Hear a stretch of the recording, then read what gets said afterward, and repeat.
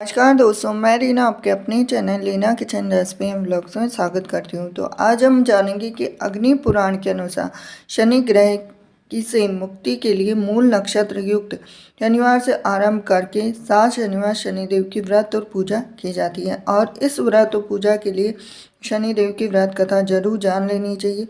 तो वो इस प्रकार है। एक समय सभी नवग्रहों सूर्य, चंद्र, मंगल, बुध, बृहस्पति, शुक्र, शनि, राहु और केतु में विवाद छिड़ गया कि इनमें से सबसे बड़ा कौन है। सभी आपस में लड़ने लगे और कोई निर्णय न होने पर देवराज इंद्र के पास निर्णय कराने पहुंचे। इंद्र इससे घबरा गए और इस निर्णय को देने में अपनी असमर्थता जताई, परंतु उन्होंने कहा कि इस समय पृथ्वी पर राजा विक्रमादित्य हैं जो कि अति न्यायप्रिय है, वे ही इसका निर्णय कर सकते हैं। सभी ग्रह एक साथ राजा विक्रमादित्य के पास पहुंचे और अपना विवाद बताया, साथ ही निर्णय के लिए कहा। राजा इस समस्या से अति चिंतित हो उठे क्योंकि वे जानते थे कि जिस किसी को भी छोटा बताया वही कुपित हो उठेगा। तब राजा को एक उपाय सुझाया और उन्होंने स्वर्ण, रजत, कांस्य, पीतल, शीशा, रांगा, जस्सा, आभ्रक और लोहे से 9 सिंहासन बनवाए और उन्हें इसी क्रम में रख दिए। फिर उन सब ने निवेदन किया कि आप सभी अपने अपने आसन पर स्थान ग्रहण करें। जो अंतिम सिंहासन पर बैठेगा वही सबसे छोटा होगा। इस अनुसार लोहा का सिंहासन बनाया सबसे आखिरी में। तो उन्होंने देखा कि शनिदेव सबसे बाद में बैठे तो वही छोटे कहलाए। तो उन्होंने सोचा कि राजा ने यह जानबूझकर किया है। तो उन्होंने कुपित होकर राजा से कहा कि राजा, तू मुझे नहीं जानता। सूर्य एक राशि में 1 महीना, चंद्रमा 2.25 महीने और 2 दिन, मंगल 1.5 महीना, बृहस्पति 13 महीने वह बुध और शुक्र 1-1 महीने विचरण करते हैं, परंतु मैं 2.5 से 7.5 साल तक रहता हूँ। बड़ों बड़ों को मैंने विनाश किया है। श्री राम के 7.5 आने पर उन्हें वनवास हो गया और रावण के आने पर उनकी लंका को बंदरों की सेना से परास्त होना पड़ा। अब तुम सावधान रहना। ऐसा कहकर कुपित होते हुए शनिदेव वहाँ से चले गए। अन्य देवता खुशी खुशी चले गए और कुछ समय बाद राजा की 7.5 आई। तब शनिदेव घोड़ों के सौदागर बनकर वहां आए।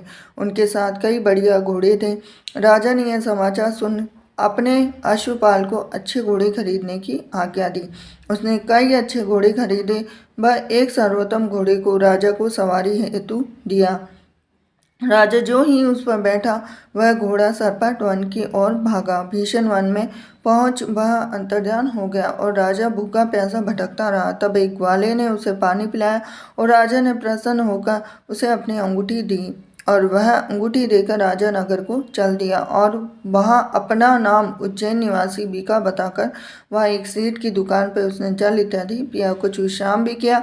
भाग्यवश उस दिन सेठ की बड़ी बिक्री हुई और सेठ उसे खाना इत्यादि कराने खुश होकर अपने साथ घर ले गया। अब वहां पर उसने एक खूंटी पर देखा कि एक हार टंगा है जिसे खूंटी निगल रही है। थोड़ी देर में पूरा हार गायब था। तब सेठ ने आने पर देखा कि हार गायब है।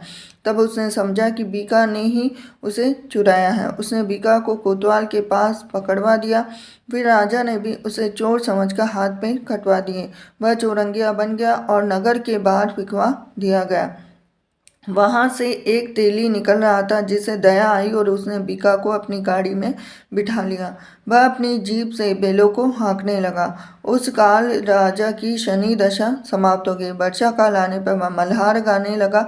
तब वह जिस नगर में गया था वहाँ की राजकुमारी मन भावने को वह इतना भाया कि उसने मन ही मन प्रण लिया कि वह राग गाने वाले से ही विवाह करेगी।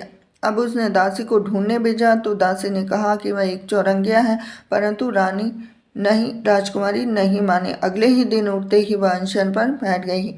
अब विवाह करेगी तो उसी से करेगी। अब उसे बहुतेरा समझाने पर भी वह न मानी तो राजा ने उस तेली को बुला भेजा और विवाह की तैयारी करने को कहा। फिर उसका विवाह राजकुमारी से हो गया। तब एक दिन सोते हुए स्वप्न में शनिदेव ने राजा से कहा कि राजन, देखा तुमने मुझे छोटा बताकर कितना दुख झेला है। तब राजा ने उससे क्षमा मांगी, प्रार्थना की, बोला, हे शनिदेव, जैसा दुख मुझे दिया है किसी को और को ना दे। शनिदेव मान गए और कहा, मेरी कथा और व्रत करेगा उससे मेरी दशा में कोई दुख ना होगा। जो नित्य मेरा ध्यान करेगा, चींटियों को आटा डालेगा, उसके सारे मनोरथ पूर्ण होंगे। साथ ही राजा को हाथ पैर भी वापस मिले। और प्रातः आँख खुलने पर राजकुमारी ने देखा तो वह आश्चर्यचकित रह गई। बीका ने उसे बताया कि वह उज्जैन का राजा विक्रमादित्य है। सभी अत्यंत प्रसन्न हुए। सेठ ने जब सुना तो वह पैरों पर गिरकर क्षमा मांगने लगा और राजा ने कहा कि वह शनि देव का कोप था, इसमें किसी का कोई दोष नहीं है। शनि सेठ ने फिर भी निवेदन किया कि मुझे शांति तभी मिलेगी जब आप मेरे घर चलकर भोजन करेंगे। सेठ ने अपने नगर पर नाना प्रकार के व्यंजनों से राजा का सत्कार किया और साथ ही सबने देखा कि जो खुटी हार निकल रही थी वह उसे उगल रही थी। सेठ ने अपनी बेटी का विवाह शिकवरी से पाणी ग्रहण का निवेदन किया तो राजा ने सहर्ष स्वीकार कर लिया। कुछ समय पश्चात राजा और दोनों रानियां मनभावनी और शिकवरी को सभी उपहार सहित लेकर उज्जैन नगरी को चली। वहां पूर्ववासियों ने सीमा पर ही उनका स्वागत किया और सारे नगर में दीपमाला हुई। सबने खुशी मनाई। राजा ने घोषणा की कि मैंने शनिदेव को सबसे छोटा बताया था, जबकि असल में वही सर्वोपरि है।